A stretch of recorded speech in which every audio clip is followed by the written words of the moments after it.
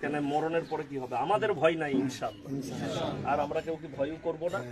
আর আপনারা ব্যবসা করছেন, ব্যবসা করে যান, ব্যবসা করে যান, ব্যবসা করবেন, যাবেন, আবার গরু কিনবেন, আবার আনবেন, ভয় খাবেন না, ভয় খাবার কিছু গরু নেই। আবার কিনবেন, আবার ব্যবসা করেন, আবার ব্যবসা করেন, ইনশাআল্লাহ জানবেন এর মধ্যে কিছু ভালাই আছে, যেটা আপনাদের দ্বারা ইনশাআল্লাহ এই যতগুলো জঞ্জাল আছে না সব সাফ হবে। এই যে আপনারা বিরক্ত হবেন না, গোটা পশ্চিম বাংলার মানুষ তারা ভিডিও দেখে ভালোবেসে আপনাদের মহব্বতে আসছে, কি বুঝলেন?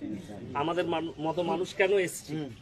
আপনাদের দুঃখ দেখে, আপনাদের কষ্ট দেখে, আপনাদের ব্যথা দেখে আমরা ব্যথিত হয়ে এসেছি, যে একবার গিয়ে দেখা করে আসি, আপনাদের মনোবল বাড়াবার জন্য, যে আপনারা ভয় খাবেন না, আমরা সবাই আছি আপনাদের পাশে, যখন ডাকবেন তখন ছুটে আসবো।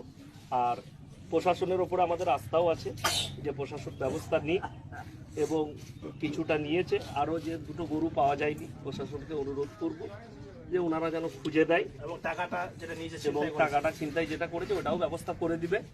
আমাদের আশ্বাস আছে, বিশ্বাস আছে যে প্রশাসন নিজের কাজ করছে এবং করবে, এই বিশ্বাস রাখি।